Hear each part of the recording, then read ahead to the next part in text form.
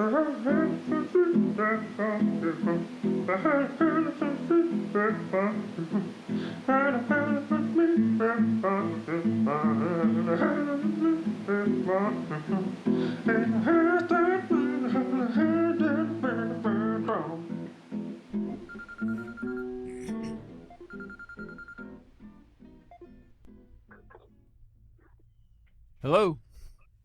Hello, Phil. It's Wayne.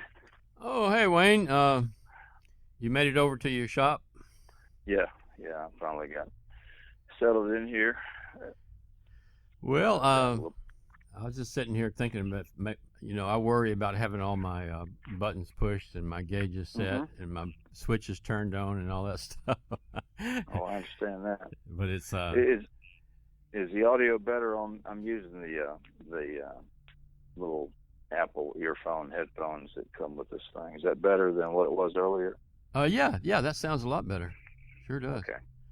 Well, my brothers usually do this with me, but I haven't done one in about 2 months, and they're real hard to round up. So I just decided to go ahead with it and record a conversation here with you and see how it comes out, and I'll throw it up on my podcast because I got no other recordings done right now. So how's it going with your broken leg? Tell me a little bit about your accident, your broken leg, how it's healing.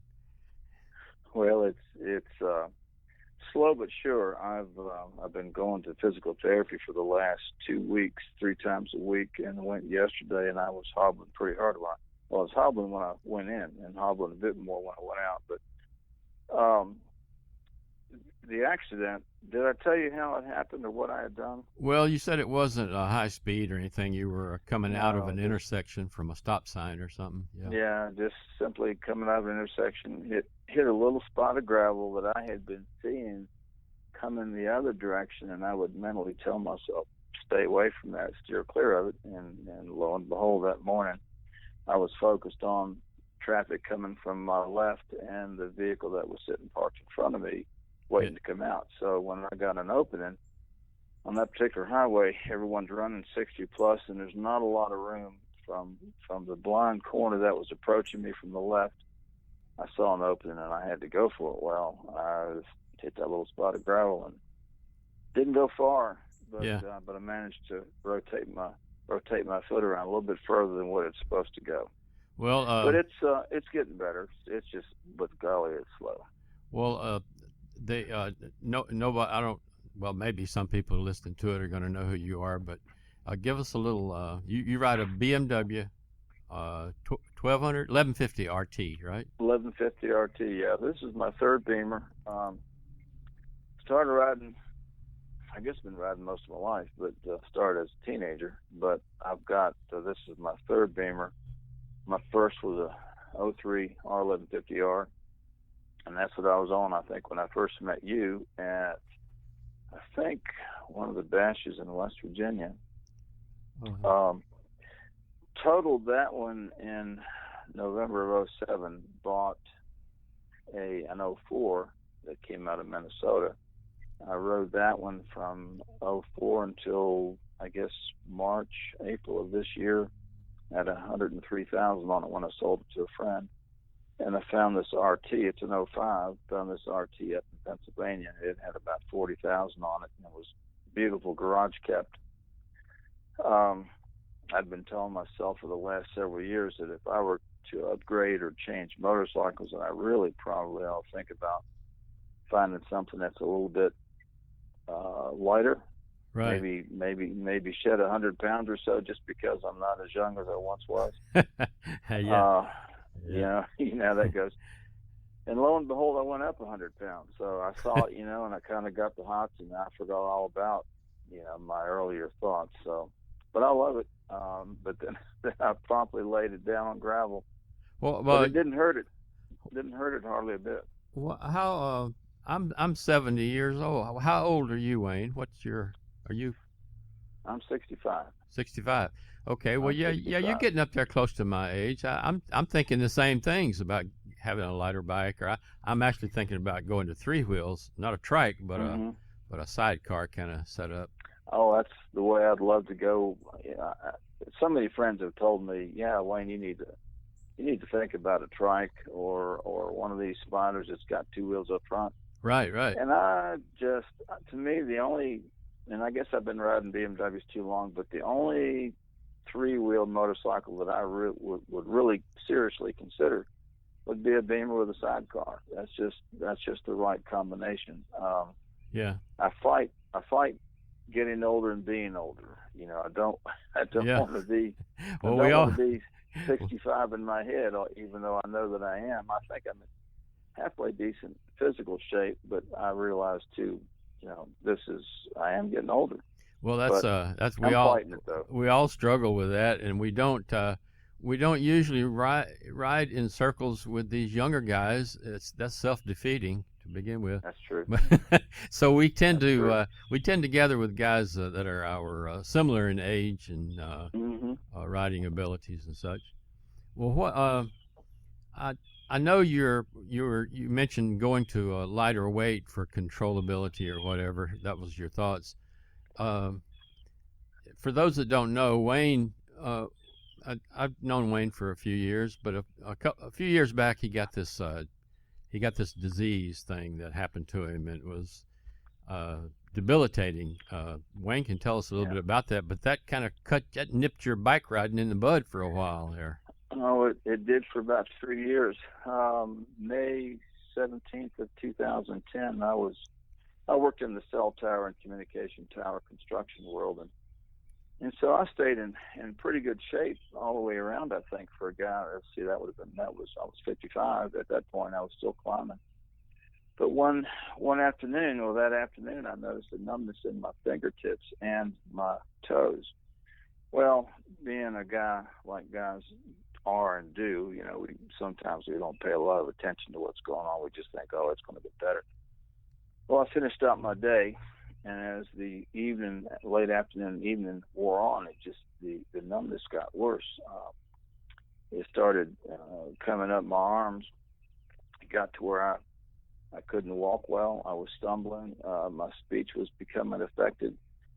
My wife took me to the hospital, to the local hospital here in Staunton. It's out in Fishersville, and just in that 10-minute drive to the hospital, I got to where I was really, really staggering.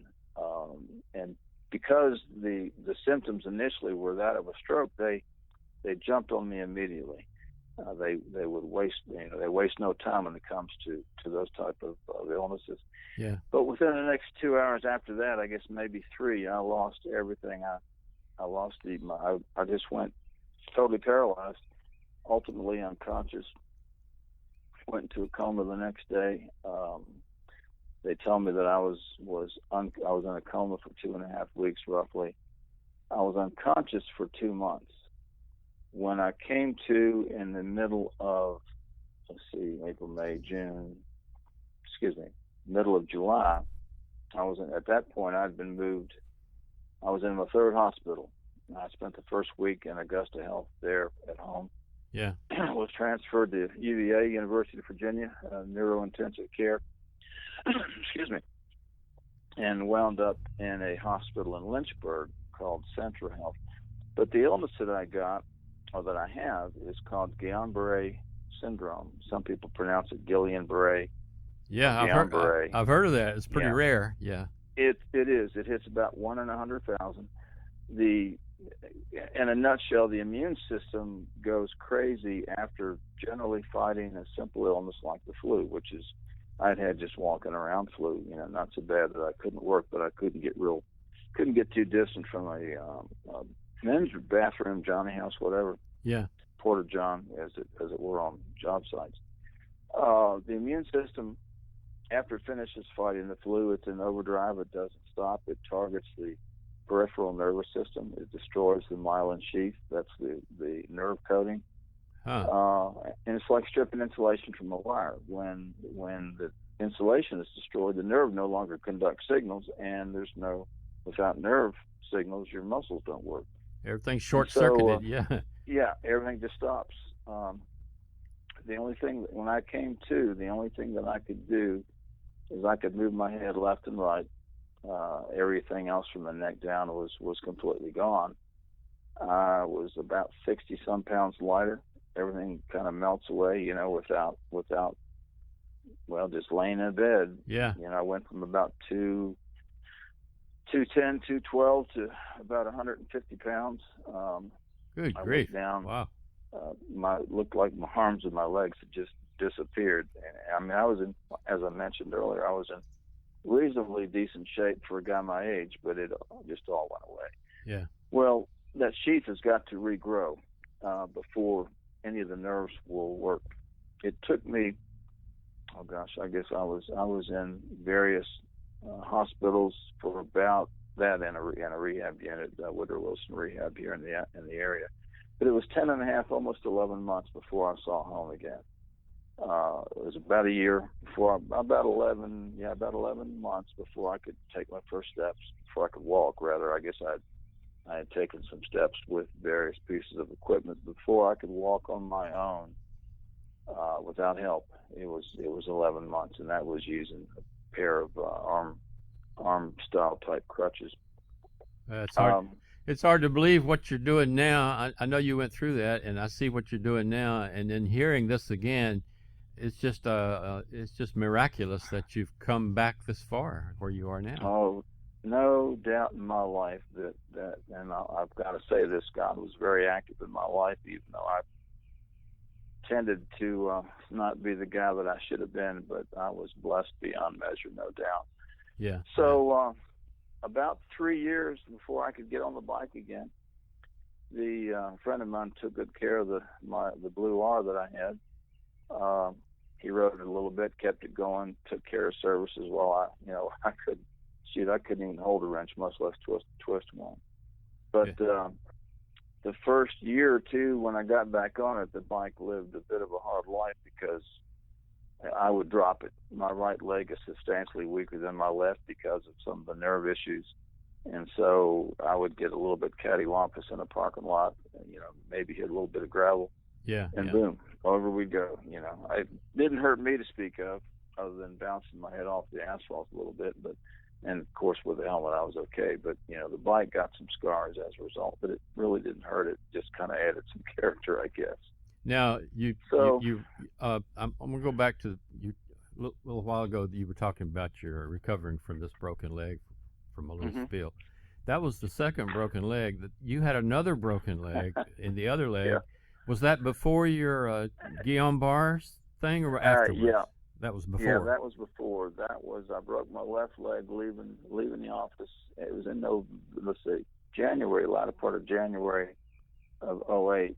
I was leaving the office, a little bit of ice on the asphalt, and I probably gave it a little bit too much fuel, not seeing the slippery road as I pulled out of the parking lot. Again, another slow speed accident, but it caught my leg just the right way and snapped it in two places. I had a compound fracture with that one. Got a rod in my leg from the ankle to the knee, or just below the knee. Strangely enough, and I guess this has to do with age, I was back on the bike at 7 weeks to the day. I strapped a cane to the back, and I was a bit nervous. I had to learn to get on the bike from the high side to the right hand side. I did not want to spin on my left leg because I thought I'd twist something apart. So I learned to get on the bike from the right and throw my left leg over the bike. Some people listening to this, including my brothers who aren't motorcyclists, they're going to be scratching their head and say, "This guy's crazy." Well, that's been mentioned to me a time or two before. But you gotta, an old guy's got to ride. I love it. Well, I'll push it as far as I can. Well, people also don't understand.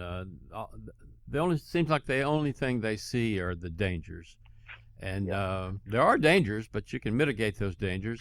And they don't they don't understand the feeling that we get. This feeling of it is a feeling of freedom, sort of flying down the road on the back of a motorcycle 5 inches from the street.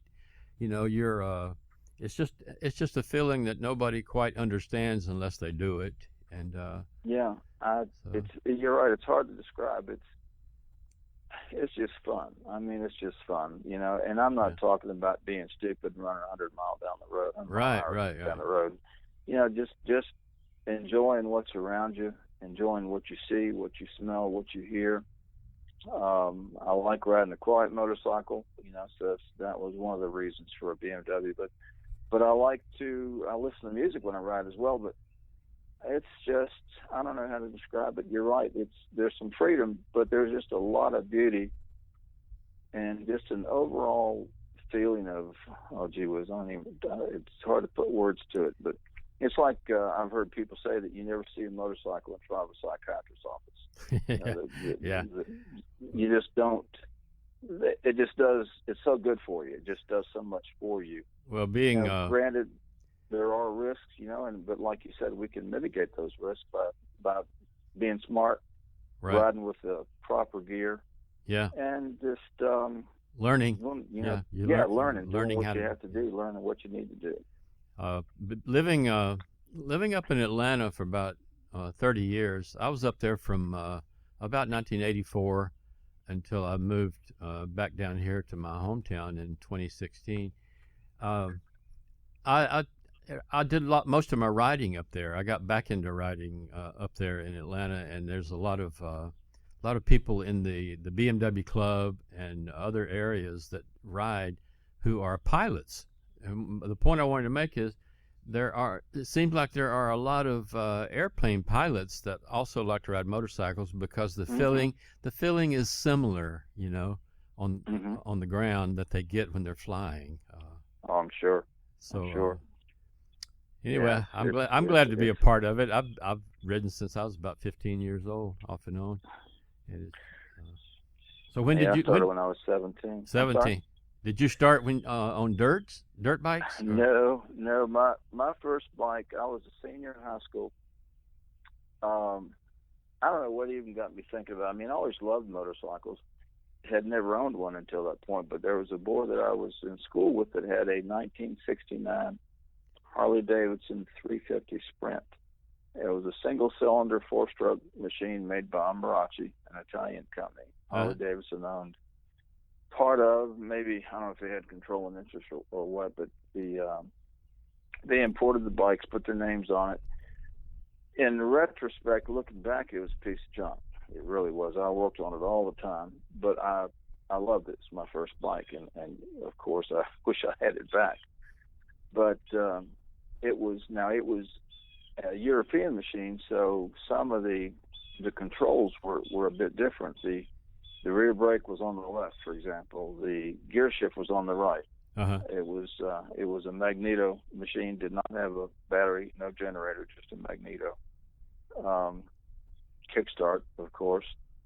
It was oh golly, it shook like a son of a gun. I was always tightening bolts. I mean, it shook a lot. My dad, I had lots of issues with it, and my dad once told me, he said, son, what you need to do is just jack up the horn button and put a new bike up underneath it. It was always breaking down, but I loved it, you know. That was a good learning experience. It was. I got it in my head one afternoon that I needed to put rings in it. And I don't know why I thought that, but one day after school, Mom and Dad were still at work. We had a big back porch that encircled the back of the house, and through that porch was a set of four doors that opened up into the family den, and that's where the fireplace was. And of course, it's wintertime. There's a fire in the fireplace, and I thought, well, that's the place that I need to work on my bike. So I opened the door from the outside, went through the porch, through the porch, up into the den, parked the bike on the carpet in front of the fireplace, and I did put some newspapers down, and I proceeded to pull the jug off the son of a gun. And I was hard at work. Mom and Dad got home probably around 5:30, and I remember they both hit the door. They worked together, so they hit the door at the same time. I remember my mother. She shrieked. She said, "What in the hell are you doing with that motorcycle in my den?" And Dad said, "Well, Mary, he's working on his motorcycle." He said, "Son, let me change clothes, and I'll come out here and give you a hand." So we proceeded to put rings in it there in front of the fireplace on Mom's rug. But Yeah. yeah, I'll never forget that. Yeah, that's a good dad. I tell you what. He was. He was in He the was military. You talked about him a little bit. He flew planes, yeah, didn't he was a Navy pilot during the Second World War in Korea. He rode motorcycles. He had a couple of Harleys at one point, and he had a 4-cylinder Indian. This was all before he ever met Rom. But yeah, he loved the fact that I had a bike. Yeah. And it was, of course, it was not the kind of machine that he had spent a lot of time on, but he just loved the fact that there was a motorcycle sitting outside, and I think he even, when I moved away to get married and ultimately came back close to town, I left the bike there, and Dad spent a little bit of time on it. Yeah. Gosh. It was a lot of fun. You live up in Virginia, Staunton, Virginia, don't you? Mm-hmm. Yeah. Yeah. It's our little claim to fame is this is the home of the Statler brothers. Now they're retired now, but if anyone keeps up with country music, they have probably, of course, heard of the Statlers. But that's our little claim to fame in this town. Oh, I'm sure I've heard that before, but I'd forgotten that fact.